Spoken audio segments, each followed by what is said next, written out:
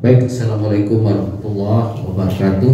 Waalaikumsalam warahmatullahi wabarakatuh. Alhamdulillahillazi arsala rasulahu bil huda wa dinil haqq liyuzhirahu 'alad dini kullihi wa kafa billahi syahida. Asyhadu an la ilaha illallah wahdahu la syarika lahu wa asyhadu anna Muhammadan abduhu wa rasuluhu la nabiyya ba'dah. Allahumma shalli wa sallim ala sayyidina Muhammad wa ala alihi wa sahbihi wa man tabi'ahum bi ihsanin ila yaumil qiyamah. Teman-teman mahasiswa yang dirahmati oleh Allah Subhanahu wa taala, soim dan soimat, yang tentunya mudah-mudahan puasa kita diterima oleh Allah Subhanahu wa taala.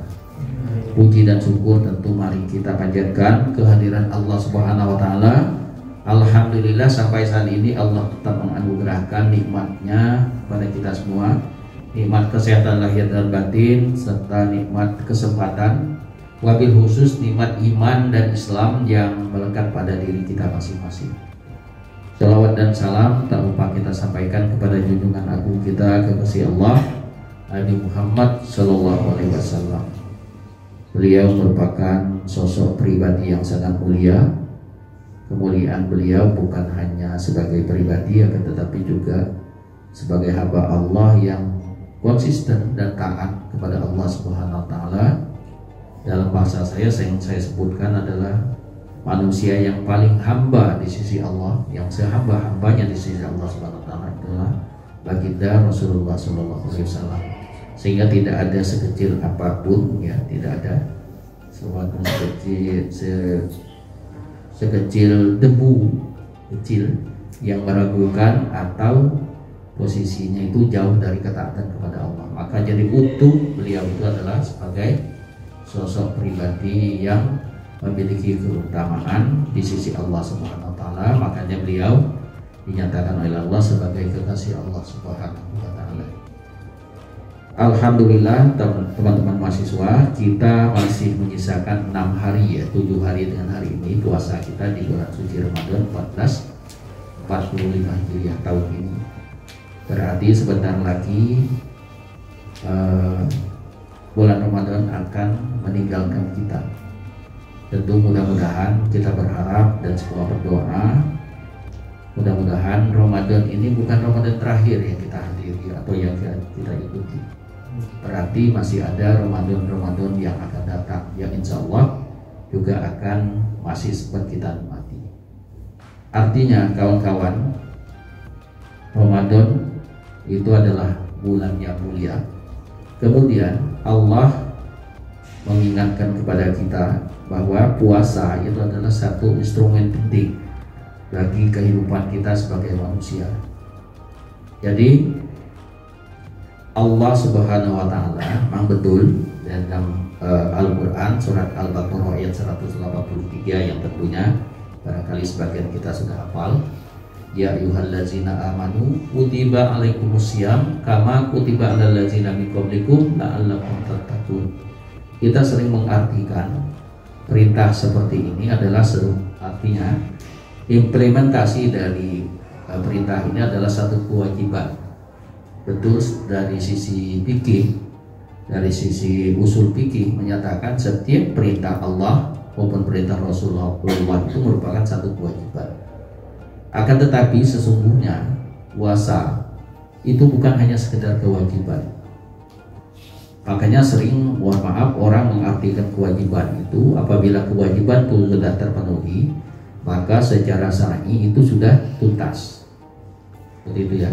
Makna wajib itu kan seperti itu. Tapi sesungguhnya di balik kewajiban, mengapa Allah memerintahkan kita berpuasa itu sesungguhnya bukan sekedar kewajiban saja. Karena Allah SWT tahu persis dengan kondisi kita sebagai manusia. Kondisi kita sebagai manusia itu adalah sering dinyatakan sebagai makhluk yang lemah, sangat lemah kalau dibandingkan dengan misalnya dengan kuda Nil, kemudian harimau yang ganas-ganas itu. Tidak usah ngelihat yang lain, nanti ada yang singgung. Jadi ya, saya membayangkan bahwa kuda Nil itu kan kuat, kemudian harimau itu hebat, seperti itu ya. gajah itu besar badan segala macam. Manusia itu tidak sekuat itu, kita tidak sekuat binatang yang saya sebutkan tadi. Bukan berarti saya menyamakan kita, bahwa betul posisi kita itu adalah makhluk yang lemah. Dari sisi fisik aja kita kalah. Akan tetapi kawan-kawan, Allah menganugerahkan berupa kenikmatan yang nanti ini menjadi kekuatan bagi manusia. Kalau tadi dari sisi fisik, kemudian dari sisi keganasan, barangkali manusia nggak ada apa-apanya kalau dibanding harimau. Kalau sekali terkam kita itu langsung selesai, ya, lemah sekali posisi kita. Tapi Allah menganugerahkan dua sisi, ya, pada diri kita. Jadi manusia itu disebut manusia itu berarti ada, kalau nggak mau disebut sisi, aspek. Kalau biasa anak psikologi, ada aspek fisik dan ada aspek ruhani atau aspek psikologis gitu ya. Aspek fisik yang dapat kita lihat sekarang, yang cantik-cantik, yang ganteng-ganteng ini adalah fisiknya, ya. Berarti bisa dilihat dengan mata telanjang atau dengan mata kepala seperti itu ya. Artinya dengan bahasa lain juga bisa dilihat atau bisa dijangkau dengan panca indera kita. Ini adalah fisik kita. Fisik kita bisa tumbuh sampai seperti sekarang. Itu karena apa? Karena ada asupan makanan dan minuman. Ya, asupan makanan dan minuman, tentu minumannya sesuai dengan apa yang diinginkan oleh fisik itu, berarti mesti baik seperti itu. Kalau kita memakan minuman yang tidak baik, itu tentu merugikan seperti itu. Ya. Artinya fisik kita itu membutuhkan asupan agar kita bisa tumbuh berkembang dan bisa sehat seperti itu. Nah, aspek fisik ini sering kita urusi secara serius.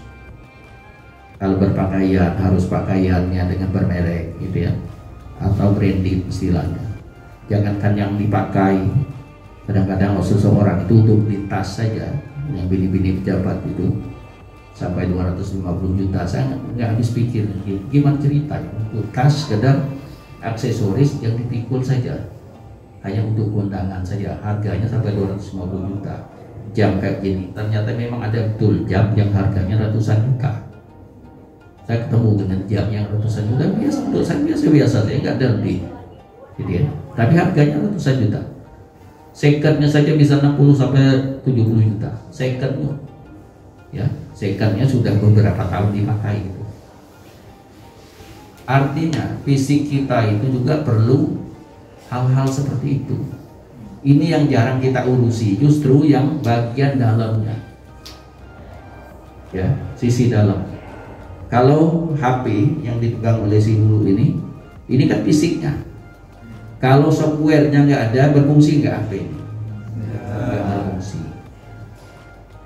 Artinya kawan-kawan, ruhani kita itu ya perlu diurusi. HP itu kalau sudah terlalu banyak program atau terlalu banyak aplikasi yang mubazir di situ, tentu berat. Atau bahkan virus. Diapakan kalau virusnya sudah banyak? Pasti kita install ulang atau bahkan dibuang virusnya, gitu ya. Nah, seringkali kita itu hanya kembali ke yang tadi, fisiknya betul-betul kita urusi. Sepatu harus ada standarnya, baju harus ada standar seperti apa, gitu. Bukan sekedar menutup aurat, tapi baju itu kan juga bagian dari aksesoris, menentukan kelas seseorang itu di mana tergantung dari baju yang dia pakai.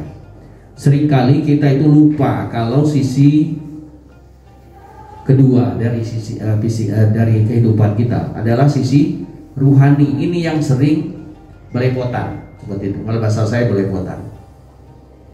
Nah, supaya kita dapat memelihara dan mengurusi ruhani kita dengan baik, Allah menurunkan instrumen berupa perintah, ya. Perintah baik disebut ibadah. Jadi ibadah itu sesungguhnya bukan konsumsi dari fisik kita, tetapi konsumsi dari ruhani kita. Ya. Ruhani kita yang membutuhkan ibadah, zikir segala macam itu, termasuk di dalamnya adalah puasa. Kalau kita makan dan minum tadi nasi atau lauk pauknya beserta minuman yang segar, Itu untuk siapa kalau kita makan dan minum itu? Untuk yang memberikan makanan dan minum atau menganugerah rezeki untuk makan dan minum, atau untuk kita? Untuk kita. Ibadah. Nah, ibadah itu hakikatnya juga bukan untuk Allah, tapi adalah untuk kita yang melakukan itu. Persis sama seperti kita makan dan minum. Allah tidak berkepentingan dengan apa yang kita makan dan apa yang kita minum. Kalau kita kepingin besar, kepingin sehat, kepingin panjang umur, ya tentu wajib makan makanan yang bergizi, asupan makanan dan minuman yang bergizi yang memenuhi standar kesehatan. Nah, kembali lagi, ibadah kita apakah sudah memenuhi standar kesehatan untuk rohani kita? Ini yang menjadi masalah. Ini yang tidak kita urusi secara serius. Padahal jasmani kita ini kapan berakhirnya? Apabila ruh itu dicabut oleh Allah, masih ada fungsinya tak? Tidak ada. Justru harus cepat-cepat dibuang. Ngapa? Cepat-cepat dikubur. Ngapa? Musibah bagi orang. Sebab kalau sudah 2 hari saja itu pasti bengkak, bau. Ya tak? Yang cantik-cantik, yang ganteng-ganteng ini kalau ruhnya sudah nggak ada lagi, nggak ada gunanya. Bahkan secepat mungkin dikubur supaya tidak menimbulkan masalah, baik bagi keluarga maupun bagi orang-orang di sekitar dan masyarakat secara umum. Artinya fisik kita itu sebentar saja kita menggunakan, tapi rohani kita sejak kapan? Mulai dari kita katakanlah dewasa sampai meninggal. Apakah ruh kita itu begitu kita mati selesai? Tidak. Ruh kita mesti bertanggung jawab. Artinya kapasitas dan penggunaan ruh kita itu jauh lebih penting ketimbang fisik. Kalau kita mati, fisiknya selesai, nggak ada lagi urusannya dengan tanah, dengan cacing segala macam. Tapi rohani kita ini akan bertanggung jawab di sisi Allah Subhanahu Wa Taala. Nah, disinilah sesungguhnya kita mesti mengurusi rohani kita secara serius. Jadi sekali lagi, sholat, puasa, kemudian zikir itu bukan untuk Allah Subhanahu Wa Taala, tapi adalah untuk diri kita sendiri. Kita kepingin baik atau tidak? Cuman permasalahan kita kepingin baik, tapi sholat enggak, baca Quran enggak, bahkan enggak bisa membacakannya. Kalau saya nyuruh Anda baca Al-Quran atau bisa membaca Quran dengan baik, itu pun sudahlah, daripada enggak bisa KKN. Kita belajar. Jadi gara-gara takut tidak bisa KKN. Sebenarnya bukan itu substansinya, tapi dalam rangka untuk mengisi rohani kita. Lebih jauh kita bicara tentang rohani. Di dalam Al-Quran surat As-Sadd itu dijelaskan. Pak Alhamah apa sebelumnya? Mustafa? Alhamaha fujuraha wanap sudah wanapsi wa ma sawwaha, ya. Jadi Allah itu menganugerahkan berupa nafs, ruh kepada diri kita. Fa'alhamaha fujuraha wa taqwaha. Jadi ada 2 posisi seperti itu.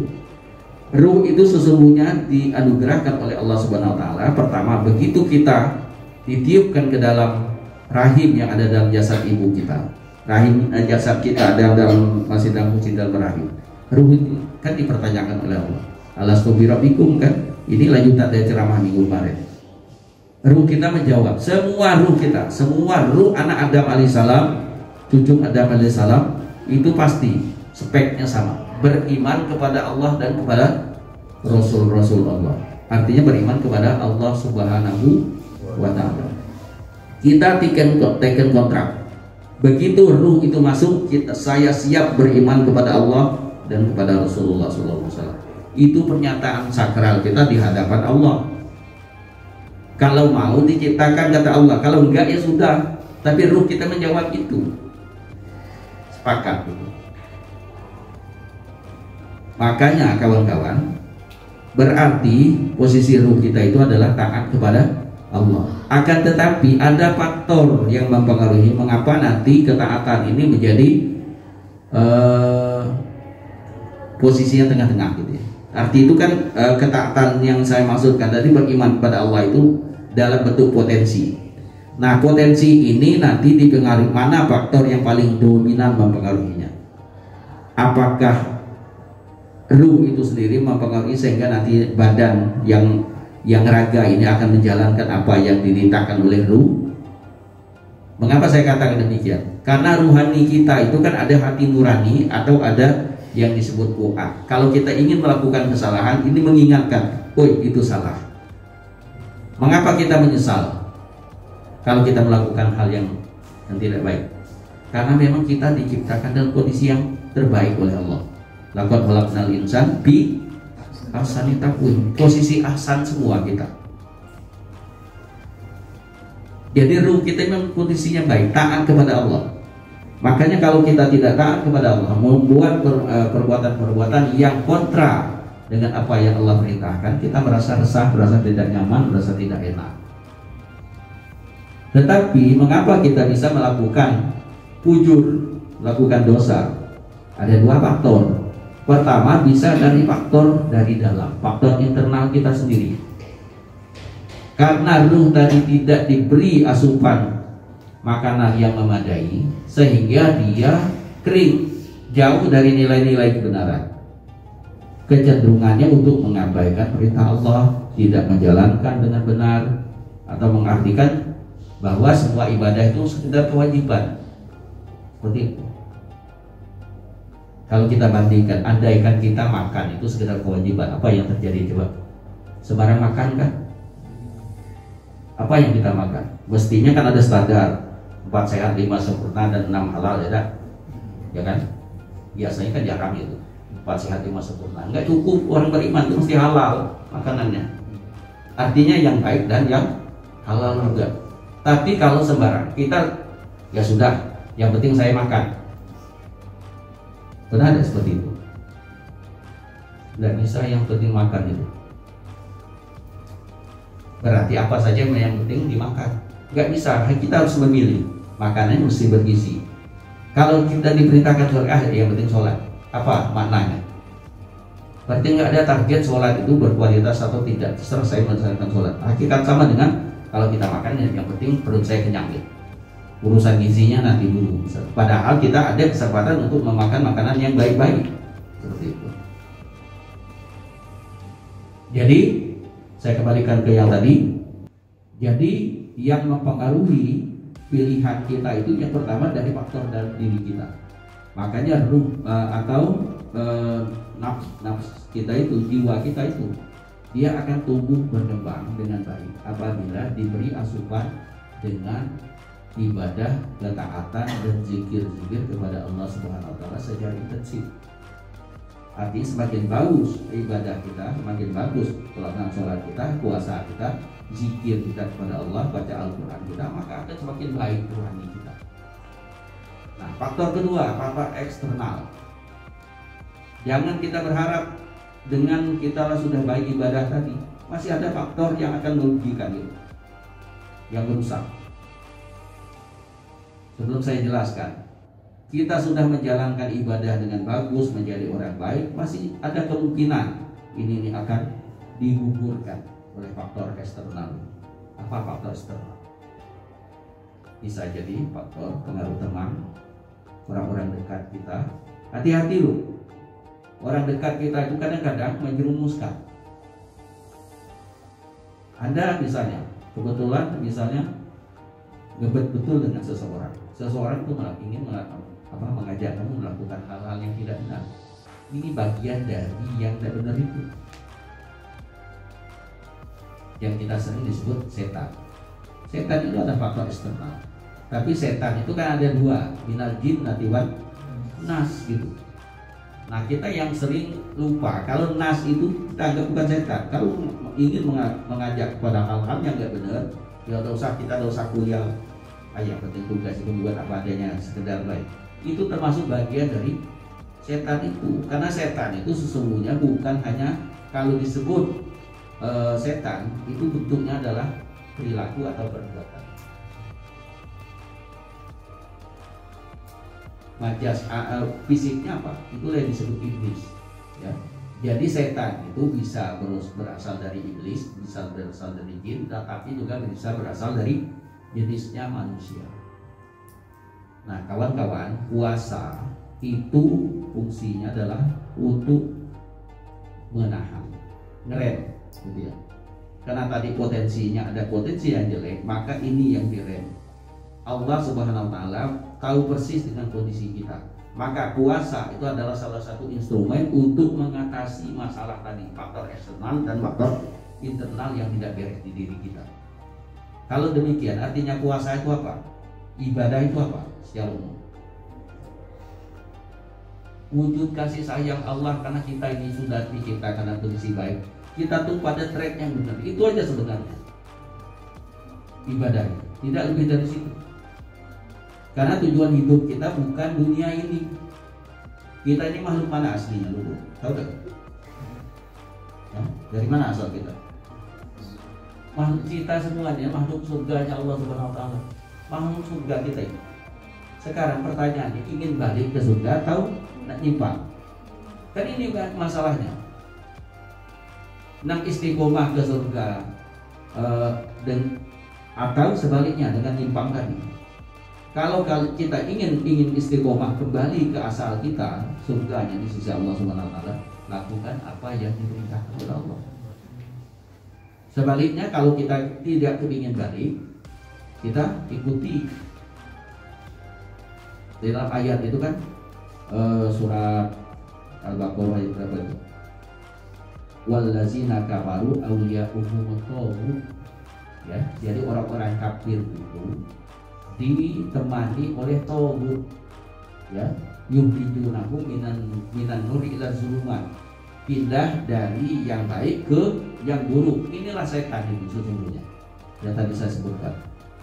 Jadi kalau nyebut setan itu bukan hanya bentuknya jin, bukan bentuknya iblis, tapi juga bisa bentuknya orang, bisa juga bentuknya kawan akrab kita. Jadi hati-hati dengan geng kita itu, ya. Makanya di dalam ajaran Islam itu watawasau bil haq watawasau bis-sabr.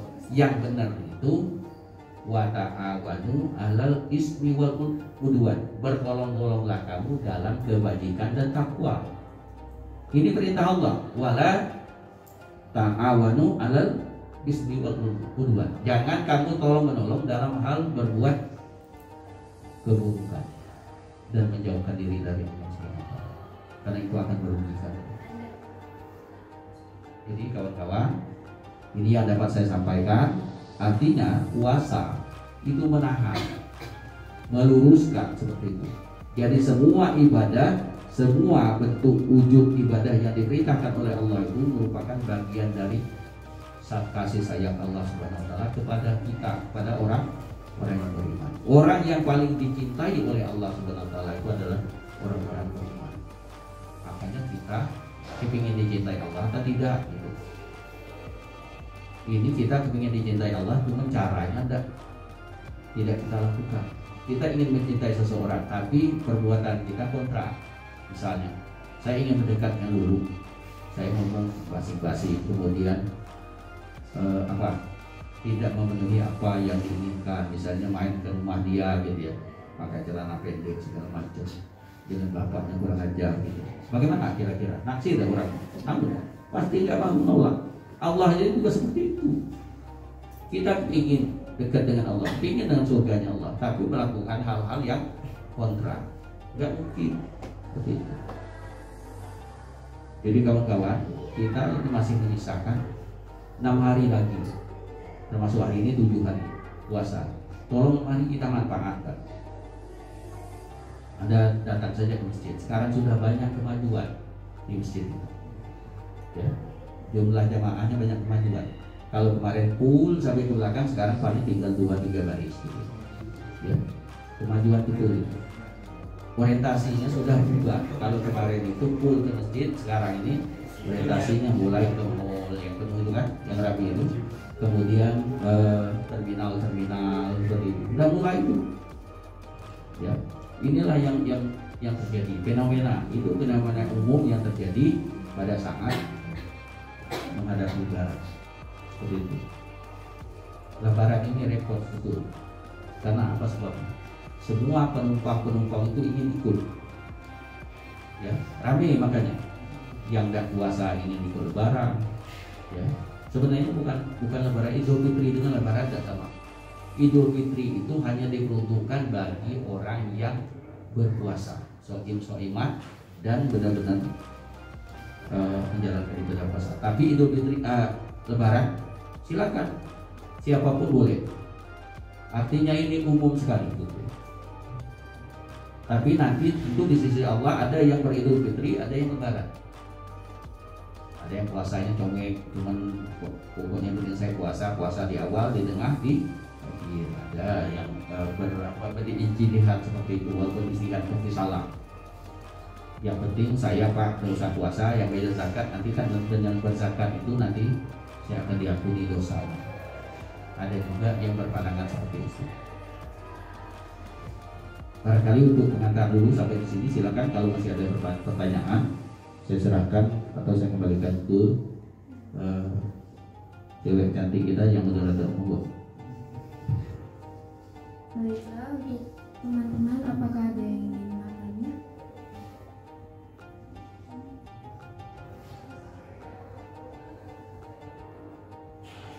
Enggak ada. Yuk. Siapa nama? Muhammad Ilham Kurnia. Muhammad Ilham Kurnia. Oke, perkenalkan nama saya Muhammad Ilham Kurnia dari kelas PI 9 semester 2. Ya, mau saya tanyakan kepada Pak Abu, kan Bapak dia bilang rohani tentang rohani dan tentang apa sih, kenapa kita berpuasa tapi puasa itu niat lain. Nah, gimana Pak? Kalau kami itu kan di bulan Ramadan gitu, tapi iman kami itu sering naik turun, dan barangkali teman-teman tuh kayak di luar sana tuh orang tuh walaupun dia Ramadan tapi sering ngelakuin maksiat itu gimana Pak? Padahal yang dibilang orang tuh setan itu dikurung di bulan Ramadan gitu. Jadi ada hadis ya, pada saat Ramadan itu Allah akan membuka pintu-pintu surga, menutup pintu neraka, dan setan-setan diikat gitu. Inilah salah satu ini jawaban beliau gitu. Setan itu sebenarnya sampai hari ini ingin pensiun jadi setan. Iblis itu pensiun. Faktornya yang pertama kepingin karena kalau setiap bulan Ramadan kami diikat. Kemudian setiap orang ambil haji, kami semuanya dilempar dengan diumroh itu. Kemudian ini sebenarnya sudah keluhan iblis terhadap Allah. Ya Allah, kami kepingin pensiun. Entah ditanya jawaban 1-2-nya seperti tadi. Yang ketiga, sekarang ini manusia itu lebih setan dari kami, lebih jelek dari kami. Jadi kami merasa tidak perlu lagi untuk merayu setan itu, merayu manusia itu. Karena sebagian besar manusia itu melebihi kami. Memang benar itu, melebihi. Contohnya Fir'aun. Fir'aun itu menuhankan dirinya sendiri. Setan iblis sekalipun kurang ajar, itu dia masih beriman kepada Allah. Tidak dia mengakui dia sebagai Tuhan. Tapi Fir'aun, saking kurang ajarnya Fir'aun itu bukan sekedar dia bukan sekedar tidak beriman kepada Allah, tapi dia mengaku dia sebagai Tuhan. Iblis tidak sampai kelasnya segitu. Iblis itu masih beriman kepada Allah. Cuman satu iblis itu kelemahan dia tidak ingin tunduk kepada Adam, termasuk kepada Muhammad SAW. Seperti itu. Jadi kira-kira kurang ajar siapa? Setan atau iblis apa Fir'aun? Fir'aun yang lebih. Jadi Fir'aun itu, kalau setan itu nanti tingkatan nerakanya agak di atas, Fir'aun itu super VIP itu. Fir'aun paling bawah, paling kerak istilahnya, kerak neraka istilah bahasa gitu. Kemudian apa tadi pertanyaan tadi? Sama iman itu dalam pemahaman. Jadi iman itu kata Imam Al-Ghazali itu kan ada 3 tingkatannya. Ada iman yang naik terus, ya, derajat itu naik terus dari 1 terus 2 terus sampai 3 dan seterusnya. Ini bukan sirekap, tapi memang asli maksud saya. Ya, bukan film, bukan. Memang proses seperti itu. Nah, ini iman siapa? Iman para nabi dan rasul. Jadi sekalipun diuji dengan berat, dia tetap naik. grafiknya. Kemudian iman yang la yazid la yanqus, yang tidak naik, tidak turun, datar dari awal sampai akhir. Inilah imannya para malaikat Allah Subhanahu wa taala. Nah, yang ketiga itu iman yazid wa yanqus, kadang naik, kadang turun. Iman siapa? Itulah iman kita. Iman kita sebagai orang awam itu termasuk diantaranya orang-orang para kiai itu sama, masih naik turun juga grafiknya seperti itu. Apa sebabnya? Bisa tadi faktor 2 tadi yang saya jelaskan tadi. Mana yang paling dominan? Jadi ya, apakah mempertahankan kebaikan dengan ibadah itu yang paling dominan, atau terpengaruh dengan faktor negatif dalam diri juga dipengaruhi oleh faktor eksternal tadi? Mana yang paling dominan? Kalau yang paling dominan yang baiknya, maka dia naik. Satu saat dia drop. Makanya pada saat kita sholat kadang musuh betul gitu ya. Rasul-rasulnya kalau mati itu pasti musuh surga. Cuma ada rasa apalah tidak nyaman ya. Puasa udah lemah, sholat udah khusyuk, segala macam jangan marah baik. Tidak nyaman pokoknya kalau ketemu orang, tidak nyaman seperti itu. Ini kondisi keimanan kita. Jadi bagaimana cara memupuknya supaya kita tetap naik itu? Itulah Allah menjaga kita itu dengan ibadah. Ibadah dengan musuh itu supaya stabil, paling tidak stabil atau naik bahkan seperti itu. Dan kita berdoa, ya kan, mintanya husnul khotimah kan? Karena di antara orang yang nanti akan tergolong oleh Allah akan masuk surga itu pada saat kematian itu adalah dalam kondisi husnul khotimah. Ini bukan nama orang.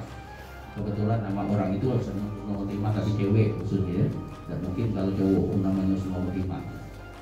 Ya, supaya keimanan kita itu stabil dan mantap dan dihitung oleh Allah pada saat akhir. Jadi pengakhiran hidup kita itu yang sangat menentukan.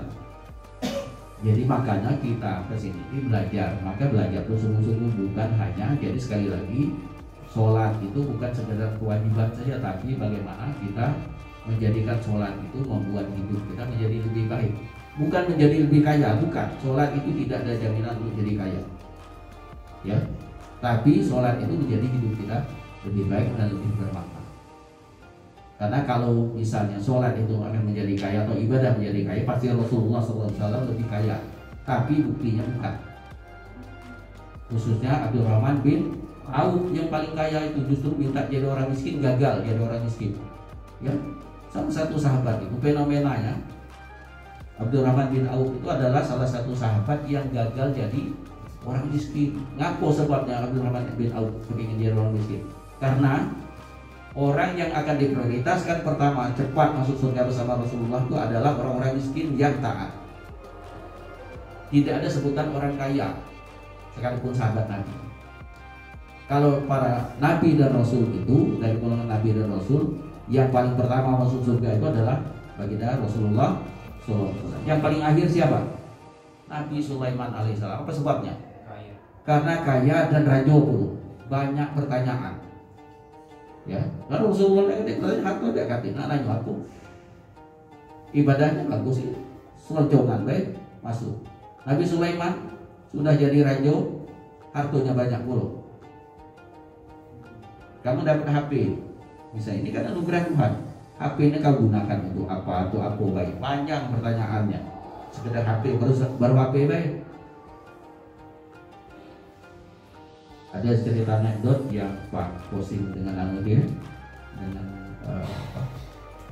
kapak, ya, nggak usah diceritakan ke panjang. Barangkali demikian jawaban saya, dan silakan kalau masih ada. Monggo. Yuk. Apa ya, ada yang melakukan? Oh ini kan kalau kamu nih ya, udah.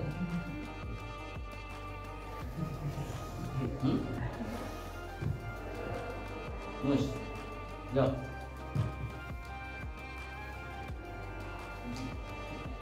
Enggak ada. Kim, kok kamu cukup dengan megang itu? Adis, ya Adis. Nah, sudah mulai Adisnya. Dan install lagi ya, Pak? Baik, jadi kawan-kawan, dengan hampir berakhirnya Ramadan ini tentu bukan berarti kita happy saja ya. Alhamdulillah Ramadan berakhir. Mestinya kalau ciri-ciri orang beriman itu sedih dengan tinggalnya Ramadan. Saya bukan begini ya. Alhamdulillah dengan adanya Ramadan ini suasananya itu terasa beda. Mulai dari suasana di rumah, kemudian di lingkungan kita, ya kan. Kalau selama ini jarang dengar orang ngaji atau apa gitu ya, dengar sholawat, dengannya ada puasa, alhamdulillah sholawat, kita mendengar sholawat di mana-mana. Kemudian subuh itu ramai, suasana itu yang tidak dimiliki pada saat di luar Ramadan. Ini yang sebenarnya yang menjadi kerinduan. Kemudian takjil banyak gitu ya. Ya udah, makanan-makanan yang asik-asik, yang yang antik-antik, yang dekati selama di luar Ramadan muncul. Ada yang harganya mahal, ada yang murah, terserah itu, tinggal kita yang milih. Dari serabi itu susah, tapi bulan Ramadan mudah nyari. Ya, kepingin gara-gara makan serabi cuma hanya tempat-tempat tertentu kan. Kalau sekarang kan banyak, malah ada muat jalan itu satu raminya gitu. Artinya suasana seperti itu tidak dimiliki. Inilah sebenarnya barokah bulan puasa dan bulan Ramadan itu yang tidak dirasakan oleh kita pada bulan-bulan yang lain. Jadi suasana seperti itu. Jadi kawan-kawan, sebenarnya kita diberi kesempatan oleh Allah untuk masuk di bulan Ramadan ini agar kita memanfaatkan yang sebaik mungkin. Karena tidak ada jaminan Ramadan yang akan datang 1446 Hijriah itu kita masih bersama dia, masih bertemu. Belum tentu. Oh, kalau itu Pak Abu dulu, menurut hitungan kacang aku duluan itu banyak dulu. Ya, yang besok Nabi sudah hari ini lanjut. Yang sebentar lagi nak mau puasa, belumlah barulah ACC lanjut dulu gitu. Ya. Jadi tidak ada jaminan walaupun sehat segala macam. Aku punya tetangga ngejut masih ngobrol habis subuhnya, siangnya lagi lah tuh, ngaku main. Itulah kehidupan gitu ya. Tidak pajak kita tidak pajak pilih, memang seperti itu ya. Artinya dengan kita sudah dewasa seperti sekarang, maksud saya dewasa itu Pak, kami ini masih mahasiswa. Maksud Pak itu kalau diunjuk laki yang tino ini, yang tanah ini juk ini lah punya anak kalau umur seperti itu. Jadi sekarang mulai memanfaatkan waktu kita sebaik mungkin. Sebagai penutup saya, agar saya berharap dengan Anda, dengan kuliah di UIN itu ibadah Anda lebih baik. Ya, semakin hari harus semakin baik. Jangan harus tambah umur tambah banyak, tambah tua, tapi ibadahnya sama dengan yang kemarin. Itu kan rugi. Baca Qurannya harus lebih baik. Aku udah nyindir ini ngomong apa tuh? Ya, bagi yang masih mu'alaf, selesaikan dulu mu'alaf itu. Betul-betul jadi orang beriman. Kita ini anak baik. Yang baca bukunya atau literasinya lemah sekarang gue naikkan gitu. Yang selama ini hubungan dengan kawan kurang baik, perbaiki. Hubungan dengan Allah kurang, naikkan. Itu. Karena orang yang baik itu bukan orang yang tidak punya dosa, tapi meninggalkan hal-hal yang tidak bermanfaat itu untuk kepentingan yang lebih baik. Hidup kita sebentar di muka bumi. Ya. Barangkali demikian. Terima kasih atas segala kehadiran kita dan perhatiannya. Mudah-mudahan yang saya sampaikan itu bermanfaat bagi kita semua. Dan kita masih menyisakan satu pertemuan besok dengan Ibu Dr. Emma Yudiani ya kawan-kawan ya, hari Jumat. Tapi karena itu pelaksanaan puasa di hari Jumat barangkali cewek-cewek yang hadir ya.